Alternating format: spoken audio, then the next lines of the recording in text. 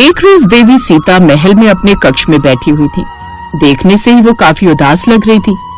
उनका मुरझाया हुआ चेहरा देख भगवान राम ने कहा, क्या हुआ देवी, आप इतनी उदास क्यों हैं?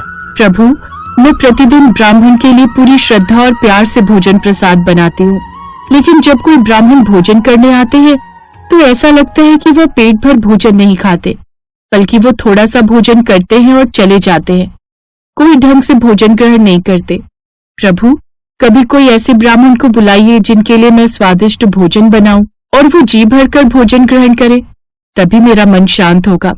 दरअसल इतने सालों तक वनवास के दौरान माता सीता ब्राह्मणों के सानिध्य में रही थी, जिसकी वजह से ब्राह्मणों के लिए उनके मन में श्रद्धा और भी ज्यादा बढ़ गई थी।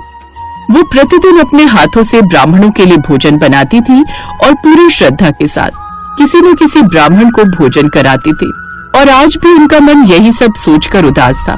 सोच लीजिए देवी, कहीं ऐसा ना हो कि कोई ऐसा ब्राह्मण आ जाए या भोजन बनाते बनाते ही थक जाए। अभी तक आपका असली ब्राह्मण से सामना नहीं हुआ है। ऐसा न कहिए प्रभु, भला कोई ब्राह्मण कितना ही खा लेगा। और भूलिए मत स्वामी, जब हमारा विवाह हुआ था तो कितने सारे ऋषि मुनि वहां पधारे थे। 12,000 से भी ज्यादा राजा पहले से वहां मौजूद थे, और फिर सम्राट दशरथ अपने अधीन सभी राजाओं के साथ बारात लेकर आए थे। बड़ी बड़ी सेनाएं आई। ऐसे हालात में मेरे पिताजी चिंतित थे कि सब कुछ कैसे शांतिपूर्वक संपन्न होगा, परंतु मैंने ही सारे कार्य की जिम्मेदारी ली। किसी को भी किसी चीज की कोई कमी नहीं हुई, इसीलिए तो मेरे पिताश्री ने मेरा नाम अन्नपूर्णा रखा है। ये सब सुनकर प्रभु राम मन ही मन सोचने लगे। ऐसा प्रतीत होता है देवी सीता के अंदर अहंकार ने घर कर लिया है। ये तो बिल्कुल भी अच्छी बात नहीं है। तब उन्होंने कहा, ठीक है सीते, मैं किसी ब्राह्मण को बुलाता हूँ जिसे आप जी भर के भोजन करा सकें। इसके पश्चात भगवान श्री राम ध्यान लगाते हैं और अगस्त मुनि के ध्यान में पहुंच जाते हैं। ये वही अगस्त मुनि हैं जिन्होंने मात्र 3 अंजलि में पूरे समुद्र को पी लिया था। ध्यान में ही वह श्री राम से बात करते हैं और पूछते हैं, आज्ञा कीजिए प्रभु, आपके सेवक के लिए। फिर वो उन्हें सारी बात बताते हैं। दूसरे दिन अगस्त मुनि अयोध्या भगवान श्री राम के दरबार में पधारे। माता सीता ने उनका प्रसन्नता पूर्वक स्वागत किया, उन्हें प्रणाम किया और उनके चरण धोकर उनसे आशीर्वाद लिया। तब भगवान श्री राम ने कहा, हे ऋषिवर, मेरी इच्छा है कि आप आज यहीं पर भोजन ग्रहण करें।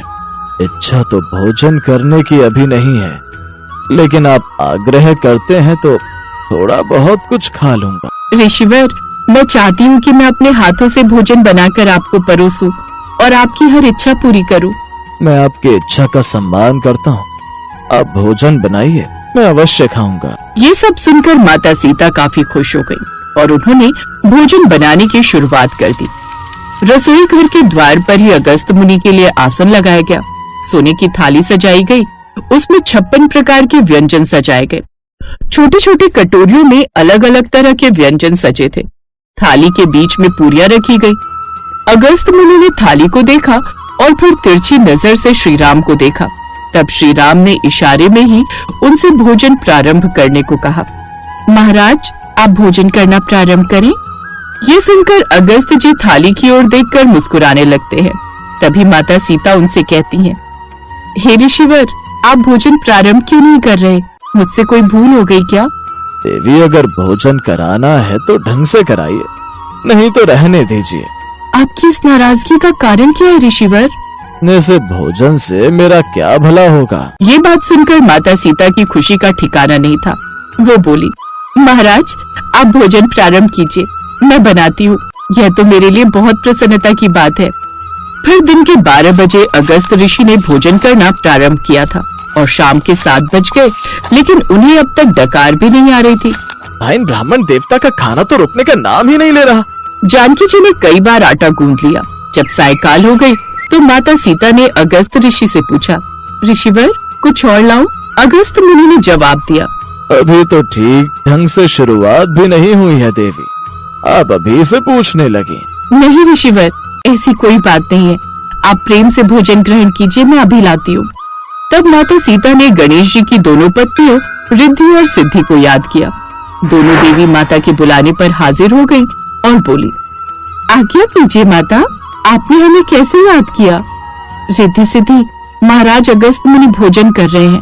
चाहे कुछ भी हो जाए, कितने घंटे कितने दिन हो जाए, लेकिन वो बिना पेट भरे वहां से उठने नहीं चाहिए। जो आज्ञा माता। सैनिकों, सारे भंडार खोल दो, किसी भी चीज की कोई कमी नहीं होनी चाहिए। इधर अगस्त मुनि बड़े प्रेम से भोजन करते जा रहे थे। इस तरह 5 दिन और 5 रात्रि व्यतीत हो गए, लेकिन उन्होंने डकार तक नहीं लिया। दिन रात भोजन बनाते बनाते अब रिद्धि सिद्धि भी परेशान हो गई। तब माता सीता ने भगवान गणेश का आह्वान किया। हे गणपति जी, हमें आपकी सहायता की काफी जरूरत है। तभी गणेश जी वहां प्रकट हुए। आज्ञा कीजिए महाराज। सीता जी ने उन्हें सारी बात बताई। तब गणेश जी हलवाई बनकर आ गए और बोले, अब मैं देखता हूँ ऋषि अगस्त मुनि का पेट कैसे नहीं भरता, क्या वो मुझसे भी बड़े पेटू हैं? अब सब मिलकर भोजन पकाने में लगे थे। इधर ऋषि अगस्त का पेट भरने का नाम ही नहीं ले रहा था। तब गणेश जी भी परेशान होने लगे, लेकिन महात्मा को डकार तक नहीं आ रही थी। 20 दिन पूरे हो गए, बिना रुके भोजन चलता जा रहा था। लगता है इस थाली से इनका कुछ नहीं होगा।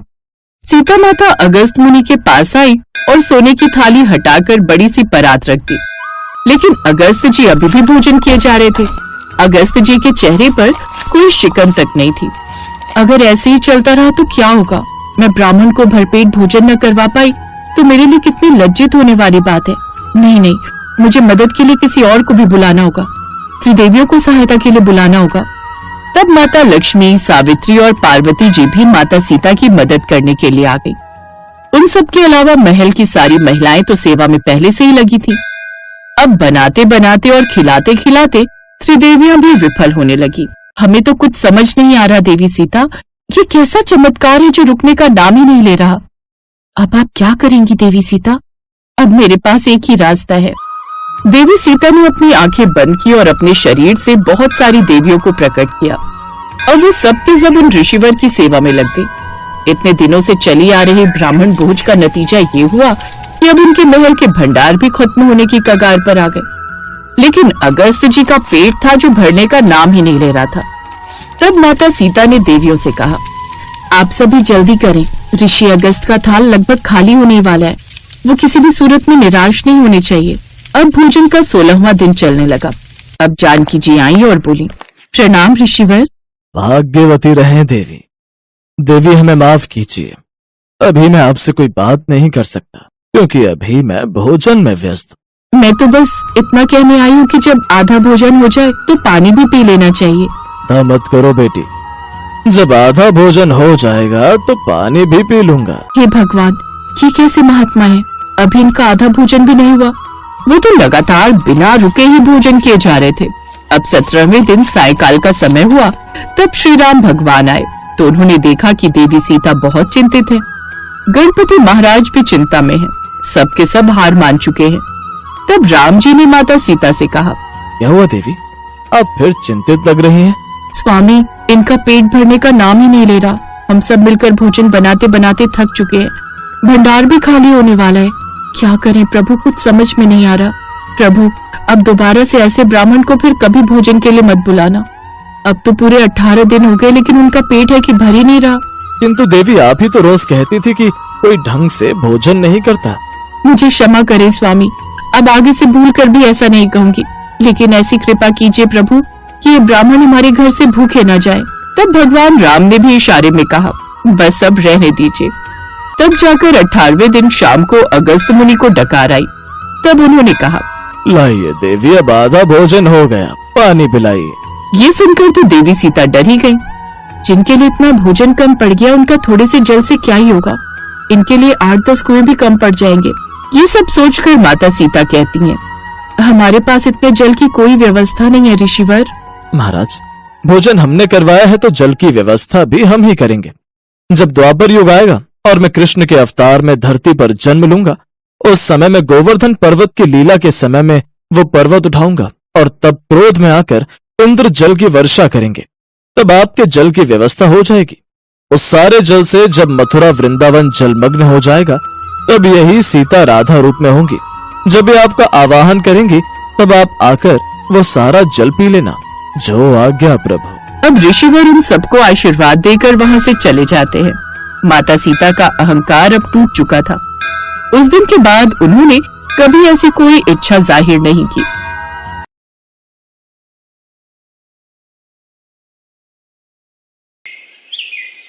रामायण की कहानी में सिर्फ श्री राम के सीता से विवाह, वनवास और रावण से युद्ध की कहानी ही नहीं है। इस कहानी के पीछे भी कई कहानियां छिपी हुई हैं, जो मन में उठ रहे कई प्रश्नों के उत्तर देती हैं। हम सभी जानते हैं कि रावण को मारने के बाद श्री राम सीता माता को लेकर वापस अयोध्या आए थे, लेकिन एक धोबी के कहने पर उन्होंने मां सीता को अपनी चौखट से बाहर निकाल दिया था। हम सभी के मन में सवाल आता है कि दूसरों के साथ न्याय करने वाले मर्यादा पुरुषोत्तम राम ने अपनी ही पत्नी के साथ ऐसा अन्याय क्यों किया था। सीता माता को वन में अपनी गर्भावस्था का समय व्यतीत करना पड़ा था और फिर उनके 2 पुत्र लव कुश हुए थे। महलों में राज करने वाली सीता माता ने 14 वर्ष के वनवास के बाद भी महल का सुख नहीं भोगा। इसके पीछे की कहानी है उन्हें मिले एक श्राप की। ये बात तब की है जब सीता माता अपनी बाल्यावस्था में थी। एक दिन वो अपनी सहेलियों के साथ बगीचे में खेल रही थी। सीता, कहाँ छुपी हो? सीता। सखियों, सीता तो कहीं भी नजर नहीं आ रही है। लगता है सीता किसी वृक्ष के पीछे छिप गई है। सखियों से छुपते छुपाते खेल खेलते सीता माता की नजर एक तोते के जोड़े पर पड़ी, जो उसी वृक्ष पर बैठा था जिस वृक्ष के पीछे सीता छिपी थी। दोनों तोते आपस में कुछ बातें कर रहे थे, जिन्हें सीता माँ बड़े ही ध्यान से सुनने लगी। मादा तोते ने नर तोते से कहा, एक दिन इस संसार में राम नाम का एक बड़ा ही प्रतापी राजा होगा और उसका विवाह बहुत ही खूबसूरत राजकुमारी सीता से होगा। हाँ प्रिय, तुमने बिल्कुल सही कहा। राजकुमारी सीता कितनी भाग्यशाली होंगी जो उन्हें राजा राम के रूप में वर मिलेगा। ये दोनों तो मेरे ही विषय में वार्तालाप कर रहे हैं, मुझे इन्हें पकड़ना होगा। अपना नाम सुनते ही सीता ने दोनों तोतों को पकड़ लिया और अपने साथ राजमहल में ले आई। उन्हें अपने बारे में जानने में और दिलचस्पी हुई। हमें छोड़ दो, हमें मत पकड़ो। हमें जाने दो। डरो नहीं, मैंने तुम दोनों की बातें सुन ली थी। तुम दोनों जिस विषय में बात कर रहे थे उसके बारे में तुम्हें कहाँ पता चला? हम महर्षि वाल्मीकि के आश्रम में रहते हैं। हमने वो सारी बातें महर्षि वाल्मीकि के मुख से सुनी है। जब वो अपने शिष्यों को ये बता रहे थे तब हम वहीं थे।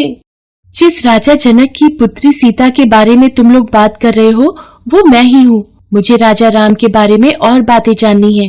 तुम दोनों मेरे साथ राजमहल में रहो, मुझे इस बारे में और बातें बताना और तुम्हें यहाँ सारी सुख सुविधा मिल जाएगी। राजकुमारी सीता की बात सुनकर दोनों तोते घबरा गए।